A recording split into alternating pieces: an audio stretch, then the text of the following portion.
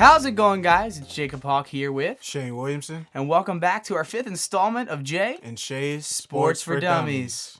Today we will be looking at the unpredictable NFL as it is, and then we'll look at Luka and James Harden going off in the NBA. Yep. And then we'll look at the Buckeyes leading college football in the college football playoff race. And we'll talk a little bit about Jordan Nora going off in college hoops. And then we'll end it with our first installment of NCAA basketball for women and how Stanford starts off as number 1 for the first time in 7 years. Yep, yes indeed. First, let's dive into the NFL and even how crazy this season has been. Me and Shayne has stayed on track, and we've stayed above 500 with our picks this season. You already know what it is. We haven't been able to pick all season, but for the weeks that we have, I am 34-22, and Shayne is 35-21. Right. And I'm trying to get there. Okay, I'm fighting my best, and I'm trying to get up to where Shayne is at. And this week, we're just gonna get right into it. The first pick is Thursday Night Football tonight. Cowboys at Bears. And the last time we talked football, you said the Cowboys were going to beat the Patriots. I did. And wow, were you wrong. Yeah. Here we go. Cowboys at Bears. Who you got tonight and why? Go ahead. Listen, I'm going to go with the Cowboys again. It's not the Patriots, so they won't let me down. Jason Garrett's coaching for his Cowboys career here at the moment. Dak Prescott, still very good. Let's see if they can get their offense out of first gear. To be fair, they were playing in like a monsoon in New England, so it wasn't exactly ideal conditions. I think they go into Chicago and beat on the Bears. AT&T Stadium is perfectly fine conditions to lose to the Bills. Listen, I don't think you can give them any more excuses, but I think Jason Garrett pulls it somewhere out of him tonight and wins this game in Chicago. Right. I think Matt Nagy's going to give him a huge run for his money. And if the Cowboys lose tonight, good luck winning that division. Yeah. Oh, wait. Your entire division sucks. I just don't think anybody in the NFC East is deserving to go into the playoffs. Nobody wants to go to the playoffs. They all suck. And it's just below average football at best. Sunday, 1 p.m. slate games. I think we have 9 of them. First one, Colts at Bucks. We'll talk a little bit about this one. Jacoby Brissett, Jameis Winston, 2 young quarterbacks in the NFL, one fighting for a contract, the other one fighting for a playoff spot, and we kind of thought would already maybe solidified themselves in the lead, and they haven't. Yeah. What are your thoughts? I think Jacoby Brissett is a good quarterback. I think Tannehill's coming to his own in Tennessee, and that's going to ruin this division. Yeah. And I think Jacoby Brissett ends up dropping this one to the Bucks this weekend. Yeah, we didn't get to make our predictions last week, obviously, but if we did, I would have predicted the Colts to beat the Titans, but they obviously didn't. I think Jacoby is good when the offense is set up for him to succeed, and the Colts haven't quite been able to put him in that situation yet, and it's kind of been hindered by T.Y. Hilton being hurt and also Eric Ebron being hurt. But I do think they have enough. Their defense is good enough to beat Jameis Winston in Tampa Bay this week. I say they get on track and they force at least 3 turnovers. Next game is possibly the most interesting game. The Ravens coming off a monsoon-like victory in Baltimore. Justin Tucker, the golden leg. Yeah, the greatest of all time. A beautiful quote in a post-game interview. Big trust. Big trust. But it's in Buffalo. I think this game proceeds to be harder for Lamar Jackson. I don't think anybody's figured him out yet. Give me a 10-point win for the Ravens. Yeah. We had a pick similar to this before. The Rams game, I believe. You picked us by like 7 or 10. And I said we're going to win by a lot more than that. I'm going to go with that again. They go into Buffalo and they dominate the Bills by at least 3 touchdowns. Alrighty. Now let's move on to another 1 o'clock game. Real quickly, Lions-Vikings. I think this one's pretty cut and dry. I read something today about Kirk Cousins, of how he could be a huge millions of dollar bust or MVP dark horse. And no quarterback has ever felt like that before, and I can agree with that. But I think he should prove himself this weekend and show that he's a good quarterback, but it's the Lions. So give me the Vikings, but I'm not going to take anything from this game and say that Kirk Cousins is a better quarterback or not, because he's playing the Lions. Yeah. This game, we will learn nothing about the Vikings, but they will take care of business at home over the Lions. Next game, Redskins at Packers. The Redskins surprised everybody with a win last week in Carolina. Yeah. Ron Rivera was let go. Yeah, he was. In that process. And if that's what's going to happen, if you lose to the Redskins, Matt LaFleur, look out. Mm-hmm. I think the Packers dominate in Lambeau and get this win. Yeah, they Aaron Rodgers, he torches the Redskins. A get-right game for the Packers offense. Next game, we have Broncos at Texans. Drew Lock won his first NFL start against the Chargers. Mm-hmm. He may have won his first NFL start, but it's against a guy who's throwing a football with a blindfold on. Yeah. So give me this game to the Texans at home and Deshaun Watson. They're going to win this division, hopefully, if Tannehill doesn't sneak up from behind him. Yeah. But right now, I got the Texans winning that division and winning this football game. Yeah, the Texans coming off a big win against New England. They blow out the Broncos at home. Next game, 49ers at Saints. Big one. This is a huge game. Mm-hmm. A lot of the fate of the NFC rides on this game. Mm-hmm. Who do you got and why? Give me the 49ers. Listen, I've been kind of a detractor of the Niners. They came into this stretch of the season playing 3 teams that were 8-1 at the time they went into the stretch, and they're 1-1 so far in the stretch. I thought they would be 0-2, but they beat the Packers handily, and then they went into Baltimore and lost a close one.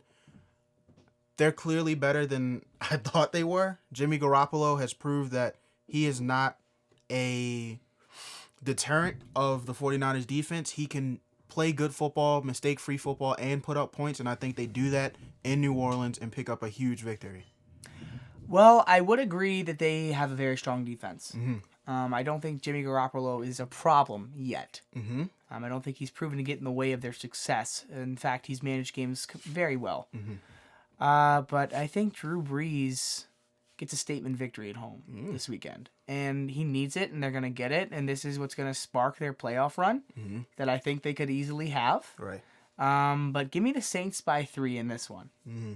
I do think it'll be a close one for sure. 100%. Next game, the reason why I think this game is more interesting than people give it is now the Battle of Ohio has become a little intriguing. Yeah. Both of these teams don't like each other now. Nope. I think the Browns have rubbed a lot of the AFC North the wrong way. Yeah. And whenever they play somebody in the AFC North, it's a chippy game now. And if you don't believe me, ask Myles Garrett. Yeah, he'll be at home. I don't think the Bengals shock anybody this weekend. I think the Bengals have finally shown the team that they are, but they still have a lot of room to grow. Right. And I don't think they get the win this weekend. Right. I think the Browns win at home, but I think the Bengals give the Browns a run for their money and show that the Browns aren't as good of a team as many people think they are. And there's been reports that OBJ wants out of there, and I wouldn't want OBJ out of there. I think Freddie Kitchens has got to go. I agree with you from one of our past broadcasts. I think Freddie Kitchens gets in the way, but Zach Taylor, you got your first win as a head coach. I don't think you're getting another one this weekend. In Cleveland, maybe when you get him at home, but not this week. Yeah, leading up into this podcast when I was thinking about the picks I was going to make, I thought long and hard about this game because Baker Mayfield's hurt.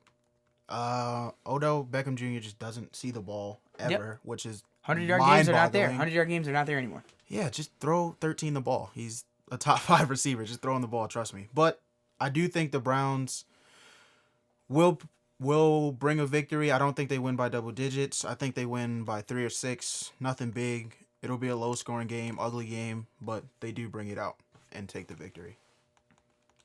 All right, moving on. Panthers at the Falcons, and normally this has playoff implications written all over it at this time of the year, but now it doesn't. NFL draft implications. Yes, it does. I think this game decides everything for Carolina. Do we sign Cam Newton? The answer is yes. Or do you keep Kyle Allen and say, let Cam walk?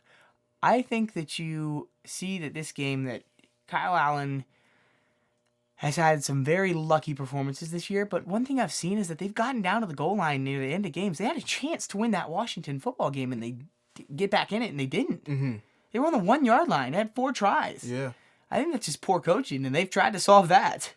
But I think in this game, it doesn't slip away from them, and Kyle Allen finds a way to beat the Falcons.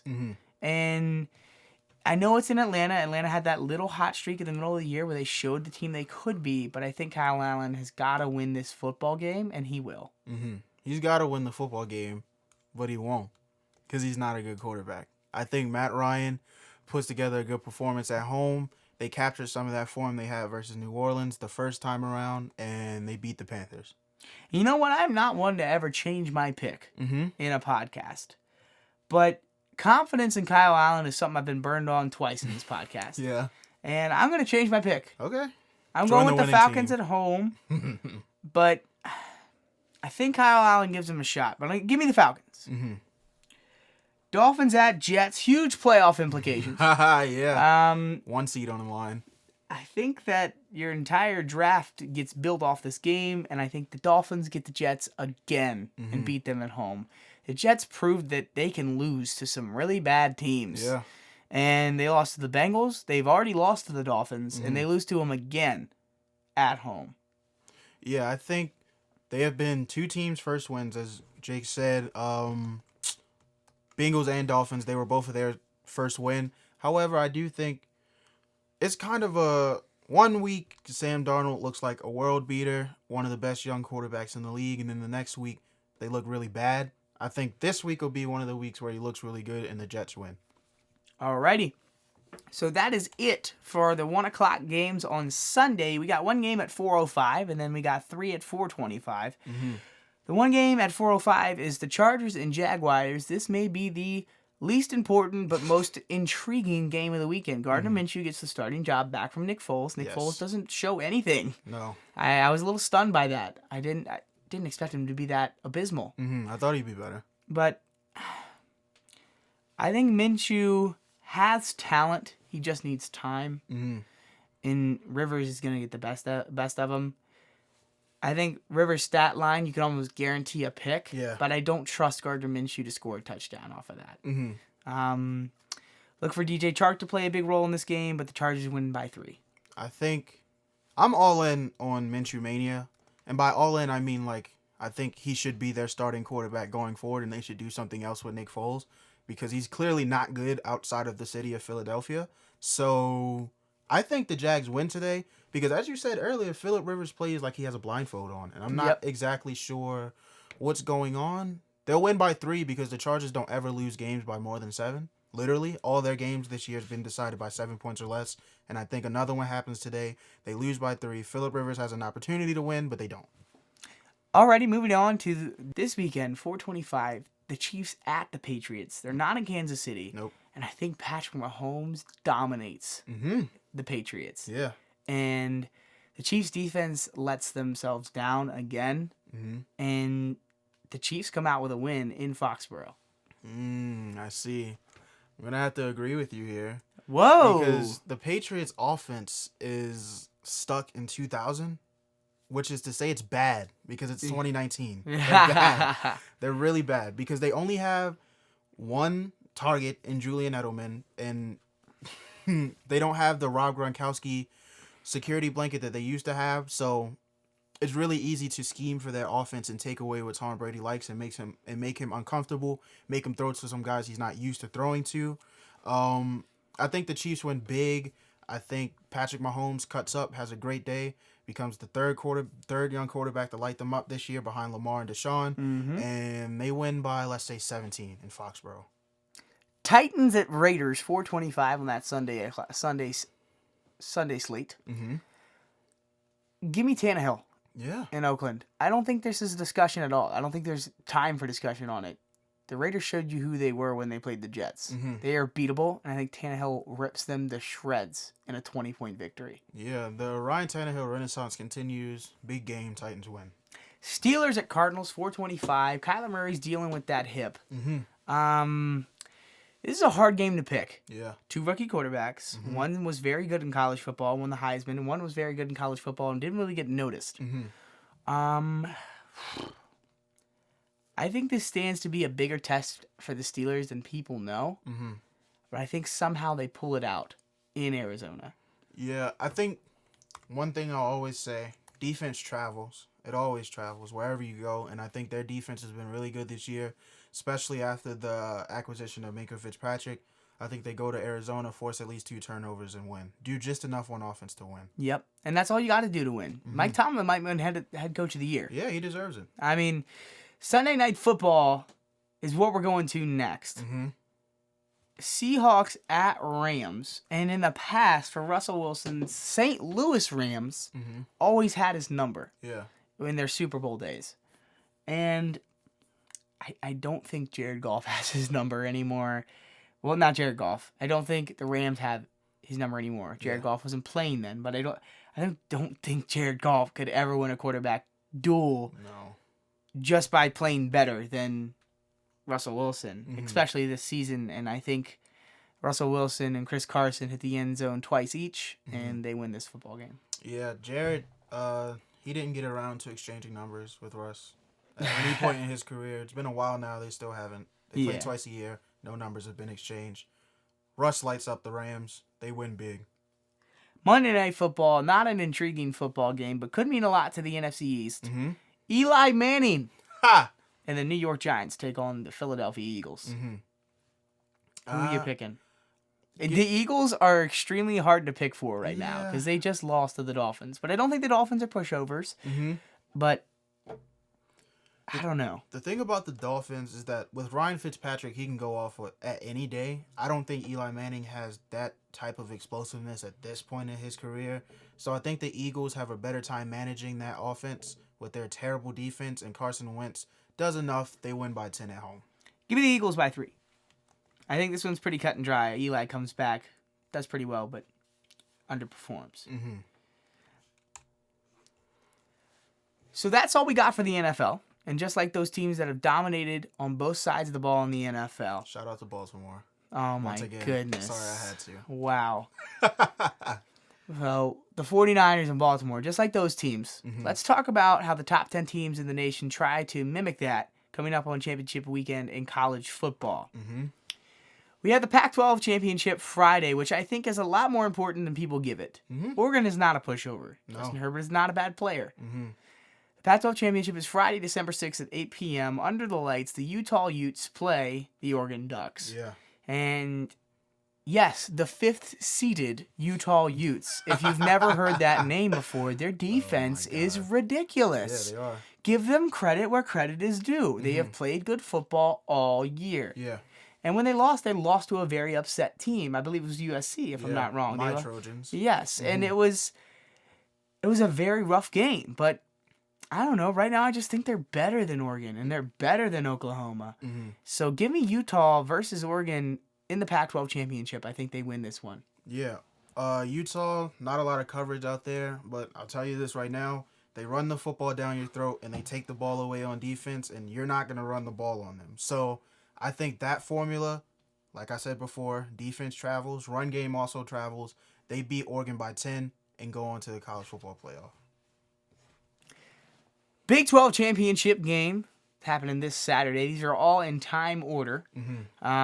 Number 7 Baylor versus number 6 Oklahoma, possibly the most important game. Let's flash back to when Jalen Hurts was down 28-3 to Baylor. Yeah. Hashtag Falcons fans, I'm sorry. Yeah. Apologize. Baylor has a huge opportunity here to right the wrong of losing to Oklahoma, and they don't do it. Jalen Hurts wins this football game, but it is so close that it will not get him into the college football playoff. What are your thoughts? Yeah, I think Jalen Hurts, he typically doesn't lose big games. He's played poorly in big games once, and that's when Tua took over for him in the national title game and won that one. I think he continues his domination of the Big 12 last year.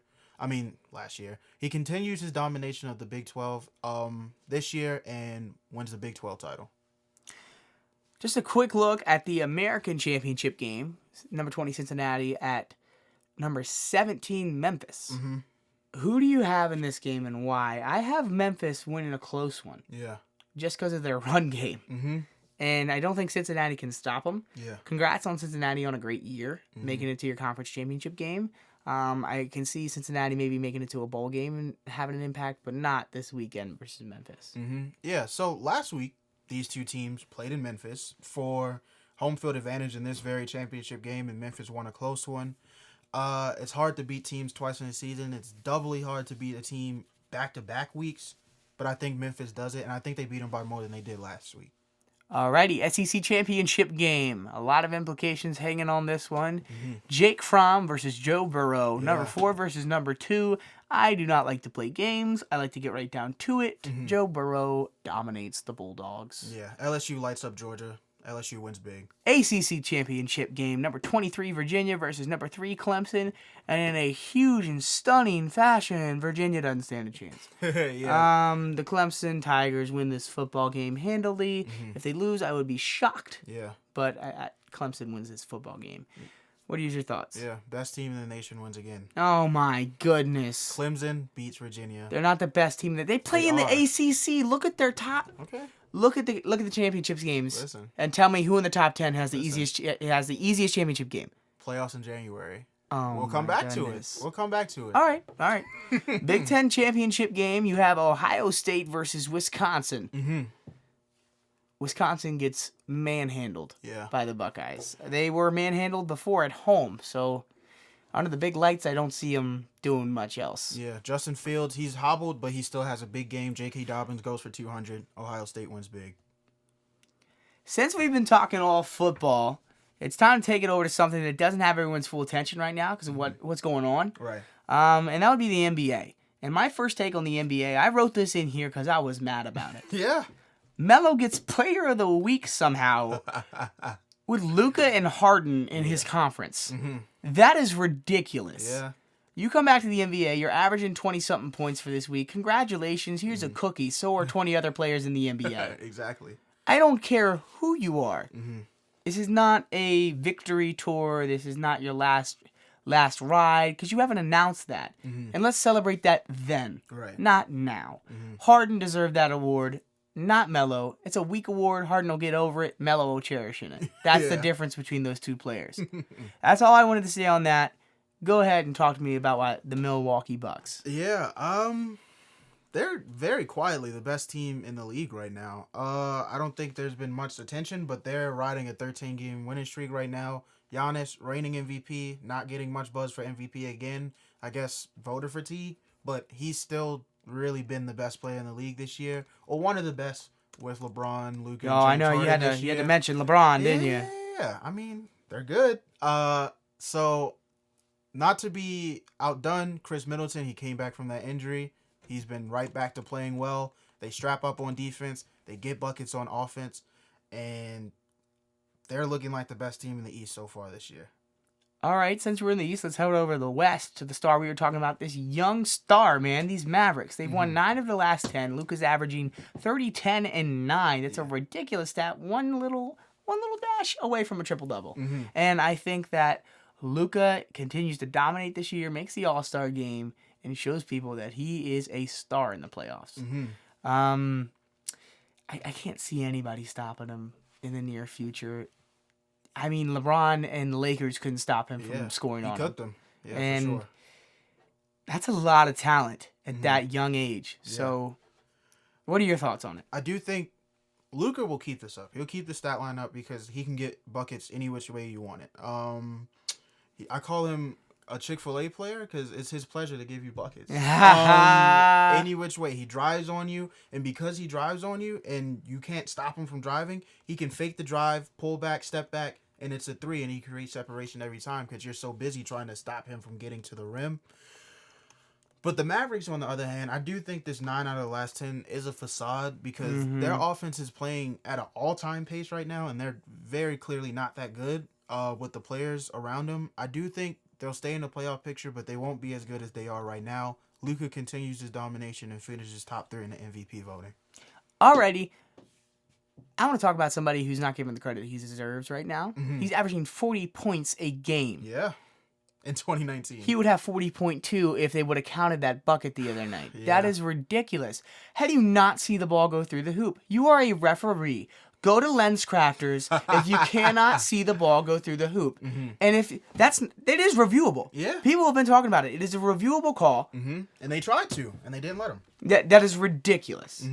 You are paid thousands of dollars to wear those stripes and referee, excuse me, not stripes anymore, wear that gray. And referee grown men playing basketball, and you can't get the call right. Yeah. That is terrible. Mm-hmm. And if you're the head of officiating sitting somewhere in your corporate office, how are you not on a phone trying to get somebody's attention as soon as that happens? Or how are you not the first person they contact to say, hey, is he allowed to challenge this? Yeah. NBA, poor job. Shame on you. That was a ruined game and a ruined statistic because they lost by what? 2 points. 2 points. Mm-hmm. And they went into overtime. So you can't say it wouldn't have gone into overtime because the butterfly effect. Mm-hmm. If a bucket counts, you don't know what will happen. Exactly. But that 2 points spent everything in that game. Mm-hmm. You add those two on to the game that already happened, and it's tied. Right. That's terrible. Exactly. I know I'm a little heated about this. So let's move on from the professional league and head over to college boys playing some basketball. Mm-hmm.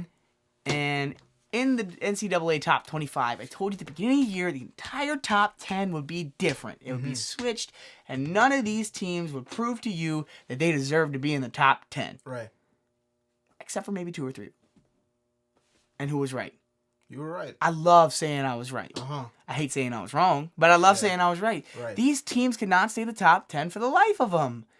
And Jordan Nora, oh my goodness. You talk about one of the best players in the country. Yeah. He has been playing out of his mind, his ability to get to the ball. Let's just, before we get to Jordan Nora, let's talk about Michigan real quick. Mm-hmm. Michigan dominated their little tournament they played in. Yeah. They ended up, I think, beating Gonzaga. Yeah. In that tournament, they also beat North Carolina. Back-to-back games. Yep, and I think that Juwan Howard and Michigan proved that they were not a team to mess with, and Jordan Nora said, sit down. Yeah. Because last night, they won 58-43 Mm-hmm. in the ACC Big Ten Challenge. Yeah. And, wow, was that ridiculous. He had 22 points and 12 rebounds, and he was 9 for 23 on field goals. Mm-hmm. That's not an insane statistic, but you got to remember this is college basketball. Yeah, it's hard to score. And that's right around a third of their points. Mm-hmm. And for a college basketball player to be doing that, buddy, Jordan Nora, you're getting noticed by the NBA. I can promise you that. Yeah. Speaking of teams that have gotten demolished by Michigan, UNC, what's going on with our heels? They got demolished by Ohio State last night, 74-49 in that Big Ten ACC Challenge. Mm-hmm. Cole Anthony had 15 points and was 4 for 15. I know you're young, but you cannot shoot under 30%. Yeah. You can't. And he's probably right around 30%, but he's shooting under 33, which is unacceptable. 5 for 15 is okay, you had a rough night. 4 for 15 is like, come on. The leading scorer for the Ohio State Buckeyes, it was a very spread score for the Buckeyes. A lot of people got buckets, but it was Dwayne Washington Jr., and he had 18 points, and he was 6 for 15. And you could say that was an off night for him, but they won. They did win. And their entire team was Handily. playing well. And I think one thing we've got to understand is that these aren't grown men. I've said that this entire podcast, and if you don't believe me, ask Stephen F. Austin and Duke. I mean, let's move on to that game. Yeah. Buzzer-beating layup. How do you have to feel if you're Coach K at home and you lose to Stephen F. Austin? Listen, you have a top 3 class, right? You have all 5 these recruits. stars all over the roster. And you get this small school from Texas who was not good last year, and they walk into your building where you haven't lost to a non-conference opponent since 2000 when they lost to St. John's, when Jay Williams was on the roster and Shane Battier was on the roster, and you lose to Stephen F. Austin at home. That's ridiculous. I think Coach K, I've been feeling a way about him for a while now because You're a UNC fan. Be careful. yeah, but last year you had a superhuman on your floor and you lost in the Elite Eight. And then Mind you, this to year- someone who is under 6 foot. Exactly. And this year you no longer have a superhuman on your floor and your team looks significantly worse. Yeah. He needs to step up his coaching job because I think since he's gotten these one and dones, he's kind of been coasting on talent when he needs to coach that talent up. Yep. And Now he has returning talent he's got to deal with. He's Yeah. got DeLaurier, he's got Jones, Mhm. he's got O'Connell, these guys who've been role players for him the past couple years, and now they've got to step up. yeah, I think this will serve as a good wake-up call. I don't think they'll lose for a while now that they lost to Stephen F. Austin, but that was certainly a concerning loss. Yeah, and you know what else is a concerning loss? Losing by 29 to Purdue. Yeah. Shout out to Virginia. Good gravy. They play anti-basketball. I believe I said this on this podcast before. They just try to muck up the game, put everybody in the paint because there's no 5-second on defense in college basketball. It's the dumbest rule ever. And Virginia walks into Purdue, undefeated. Purdue's 4-3, struggling, lost some close games, and they come in there and they blow them out of the gym. You can beat Virginia if you can make threes. Purdue did, and they blew them out of the gym. So moving from men's basketball to, we're going to keep this short and sweet, but we're going to take a look into women's basketball really quickly. And shout out to Stanford. Have you ever heard the name Stanford when we've talked about women's basketball in the past 5 years? Listen, not really. It's usually a football school. And you know who's usually on top of this? UConn. And it's nice. It's like you've had the same burger for years. Same burger for years. And somebody says, you know what? Let's go over here and try it with pickles and see if you like it. Right. And it changes your changes your whole entire view of the burger. Right. Women's basketball is now more intriguing to me than ever because it's not Maya Moore. It's not all these players. It's not Brittany Griner for Baylor. It's not, okay, there's this one star. These 5 stars that all chose to go to one team.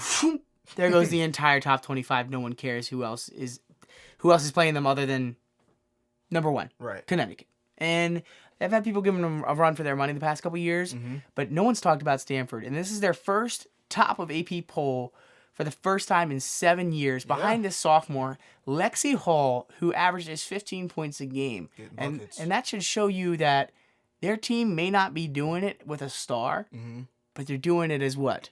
A team. They get collective buckets for sure. That's what's going to win you college basketball games. That's what Louisville is doing. Louisville is doing that Louisville is doing that in men's and women's basketball. 1 and 2. Yeah. I mean, go ahead and give me your opinion on this game that we're about to talk about. Oregon, before the year, they played Team USA, which is a bunch of WNBA players at home, and they beat them. Yep. So they came into the season number 1, and they look head and shoulders the best team in the league. All fine and dandy. They go to the Bahamas. They play number 8 Louisville. They're up 10 in the first quarter. It looks like business as usual. And then Louisville, from the second quarter on, just dominated. And they won by 10. And Louisville moved up to number 2 to match their men's basketball team, who was number 1. Quick bragging, I did say that they were the best team in college basketball 2 weeks ago, but that's okay. Louisville's women's team move up to number 2 in a strong ACC. We'll see if they keep that up, but great victory for them. In Oregon, they'll have to regroup their star player, Sabrina. She's been kind of struggling this year. She shot at least 42% all 3 years prior from 3, and now she's shooting 35% from 3. I'm sure that'll even out, but they'll get it done. She loves working that jaw. How about you start working your wrist on your three-pointer? I'm tired of hearing you talk.